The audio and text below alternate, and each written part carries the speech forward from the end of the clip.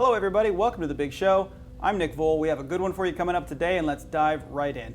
We are going to talk with Tara Cox about the bond measure coming up in February and what it would do for our schools. Plus, learn more about the career and technical programs available to our students. Plus, our student reporter, Celeste Bernstein. Celeste, thanks for being here. Hey, how's it going? Good, you've got something coming up for us? Yeah, hey Nick. So we have the latest on the snow makeup days, and a VPS school digs up a 25-year-old time capsule. Cool. Well, first let's do our top three. These are our top three social media posts. Our number three social media post comes to us from Skyview Principal Jim Gray, who gives a shout out to the district's maintenance team. District parking lots and sidewalks were clear as students returned to class after snow days, so good job to those guys. Number two comes from Teacher X, who congratulates Zach Jarle on his nomination as a Next Generation Leader by the Consortium for School Networking. Zach is an IT administrator for the district. You should go vote for him to advance in the competition. You can see the web address on your screen or just Google it.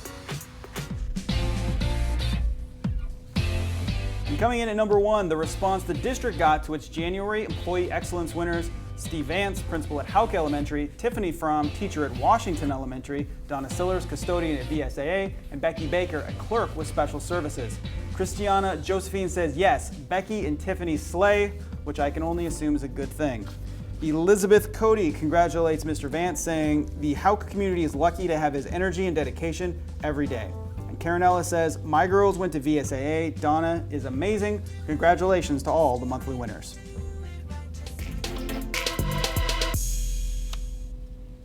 And let's get our show started with the biggest thing going in the district right now, and that's the upcoming bond measure that voters will decide on in February. Joining me now with the details is Tara Cox from the VPS communications team. Tara, it's part of your job to educate the public about this bond, right? Yeah, that's right, Nick. So when the district asks voters for levy or bond money, it's our job to tell them all the facts so they can decide for themselves. One of the most important things for people to know if and when they're thinking about this bond is that it requires a supermajority and a minimum voter turnout to pass. Let's begin with that minimum. 27,000 people must vote or it doesn't count, no matter how they cast their votes. That may be hard since we just had a general election and people can sometimes skip these smaller elections. If the minimum threshold is met, 60% of those votes must be yes votes for it to pass.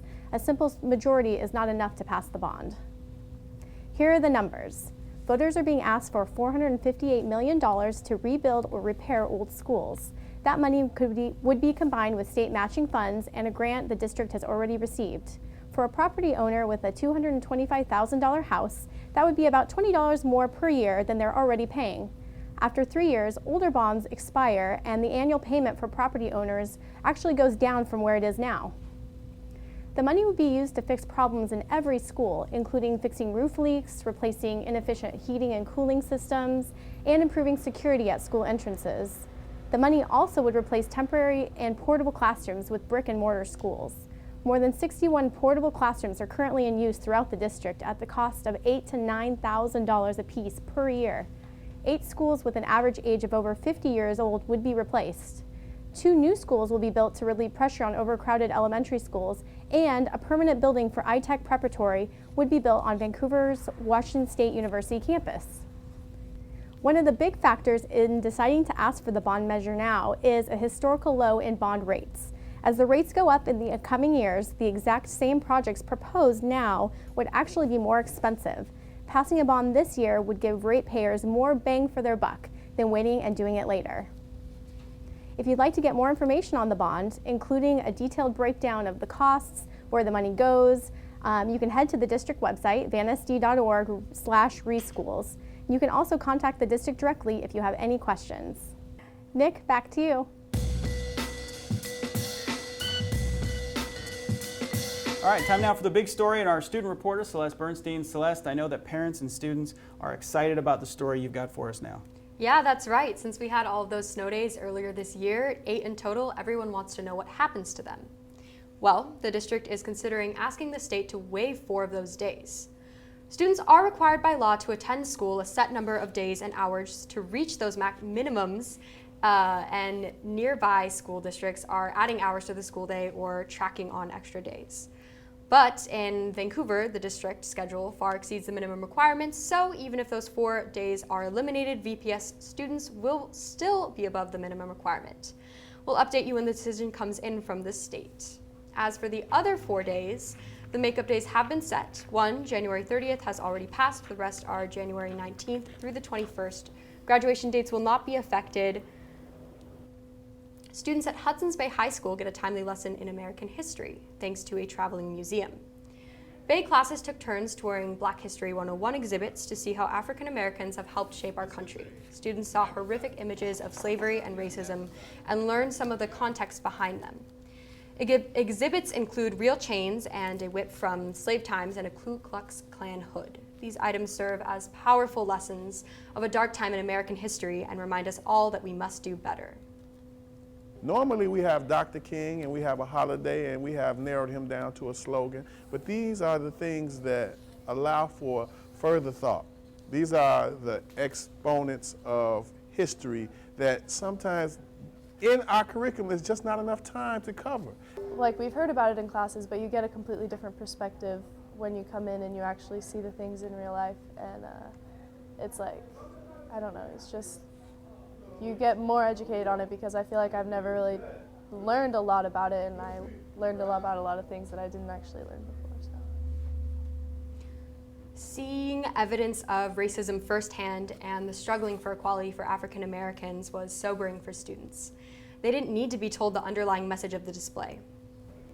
Like treating like everyone equally, because we're all the same and we're all human beings and we shouldn't be treated differently than different from others because we're the same. February is Black History Month, and other schools in the district are planning special events as well. Bay administrators brought in Black History 101 Mobile Museum, which is on a West Coast swing that also includes stops in Oregon and California. Their website is on your screen, blackhistory101mobilemuseum.com. In the year 1992, Bill Clinton was elected president. DNA fingerprinting was invented, and the world's biggest mall, the Mall of America in Minnesota, was built. At least that's what I've heard. I wasn't born yet. Also in 92, students and staff at Leeser School buried a time capsule, and now, 25 years later, it's been unearthed, and Amanda Richter was there to see it. A mob of excited kids and adults gathers around the flagpole on the Leeser campus. At the base of the pole is a plaque, and below that plaque, a treasure buried back in 1992. A time capsule, to be exact. Now, 25 years later, it's time to unscrew the lid and see what's inside. To everyone's surprise, the chamber that once held Leeser's time capsule is now empty. What? Oh my gosh! You'd think that the dozens of former and current Leeser staff and students would be disappointed. And of course, they are, a little. But the overwhelming feeling in the air is joy. Today was pretty special. Even though there was nothing in the time capsule, it still was really cool. Ingela Martinson is a former Leeser student. I don't know, we just had a blast at this school. It was a lot of fun. I have good memories from my elementary years. And while she remembers how fun recess was and being in the classroom, her fondest memories are of her teachers. I believe in good teachers that love kids, and I think it lasts all the way through, and here I am in my 40s and I still talk about the teachers that were here at Leeser. The feeling from former and current Leeser teachers is mutual. And returning for this reunion of sorts felt like coming home. It really is just the same. This was so much a family school. And like any family, the real treasure isn't the stuff you share, but the people with whom you share it. For now, the mystery of the time capsule lives on, just like the many fond memories of the school. Inside Vancouver Public Schools, I'm Amanda Richter. Thanks, Amanda. Leeser is one of the many schools that would be affected if the bond measure passes later this month. That's it for the news. Nick, back to you. All right, thanks a lot, Celeste. It is that time of year again where students interested in joining the district's career and technical education programs turn in their applications. And here to talk about the many choices they have is Tracy Sharman. Tracy, thank you for joining us today. Thanks, Nick. So give us a quick overview of our department. What do you folks do? Over at Career and Technical Education, we support the career courses for technical education for middle school and high schoolers. So they provide students hands-on learning experiences to explore the careers that they're interested in. We have everything from pre-engineering to welding, culinary arts, computer science, everything under the sun. And we actually have a list of those programs, guys. If you want to bring those up, you can see all of those different options, and there are more, I believe, as well. So absolutely, and kids have the opportunity to earn college credits and industry certification.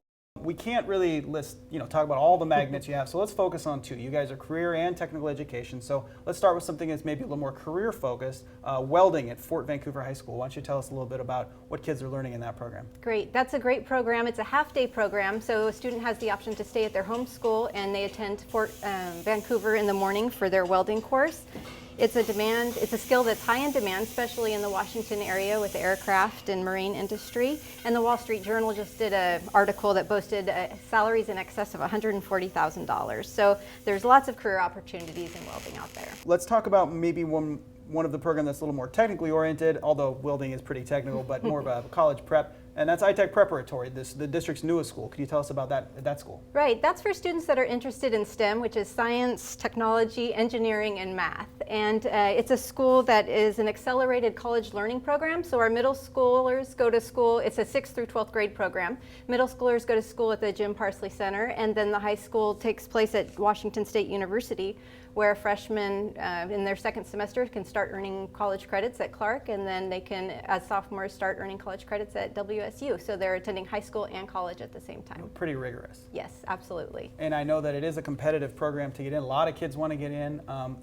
Tell us how you select the students who get in that program, because it is unique. It's the only school in the district that actually isn't within district boundaries because it's located up at Washington State University. So how do you select those students? So iTech University is our only magnet program that runs a lottery, and so it's proportional to the zip code based on the VPS enrollment. So each zip code has a different slot, and I think you have a picture of that to show how many openings there will be this year.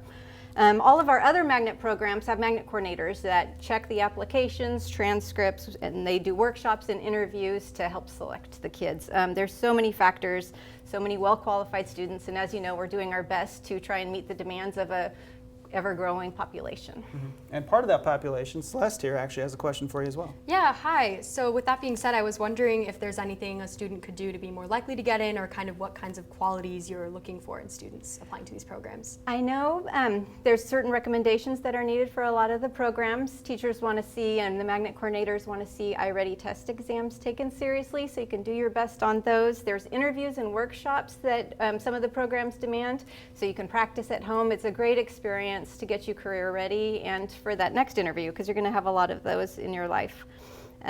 Students are waitlisted if they do not get into the programs, so we're looking for solutions on how to grow our programs, but don't be discouraged if you don't get in, because there's always a possibility you can get in later. Mm-hmm. Awesome. So what would you tell a student like me who maybe is unsure what career path I want to go down, and how are these CTE programs helping students decide that? Say it's okay not to know, because there's lots of programs and courses out there that are going to help you explore your interest. So stop in at your high school's career center, talk to your career counselor, ask them for advice, sign on to Career Cruising, take a spin on there and see what you can find out about what fits your needs and interests. Yeah, I can say when I was in high school, I didn't know what I wanted to do, so it's nice to have all these options to explore to kind of figure out what do I like to do. So. Well, Tracy, I want to say thanks for joining us today. I really appreciate it. And folks, if you are interested in more information on any of the CTE programs, now is the time to act. As Tracy mentioned, applications are due soon. There are only 2 open houses left, Vancouver Flex Academy and iTech Prep. And if you want to go to those schools, you must attend the open houses to be considered. Applications to Columbia River's International Baccalaureate Program and Vancouver School of Arts and Academics are both due on February 6th. All other programs are due on March 3rd. Students will find out by March 10th if they got into a program. And to see the schedule, a list of all the programs, and to start the application process, go to the website on your screen, vansd.org/choices. Time now for the big picture, our favorite image from social media. This one comes to us from Diana Avalos-Leos. It is a new mural painted in the hallways at Hudson's Bay High School. Students worked with artist Rodolfo Serna to create the mural, and then Bay's custodial team helped permanently mount it. Great job to all those Bay students for all of that hard work. let's take a look at what's happening inside Vancouver Public Schools right now. And good news, if you are looking for work, the district is hiring. Our HR department is looking for qualified candidates to be para-educators who assist in the classroom. They're also looking for substitute teachers. You can apply online at vansd.org/human resources. There's a list of available jobs and easy links to online applications. Well, that is it for us. Thanks for watching The Big Show. I'm Nick. And I'm Celeste. And we will catch you next time. We also want to thank our student crew who came in today and did a great job along with our director, Ian. Until next time, we'll see you.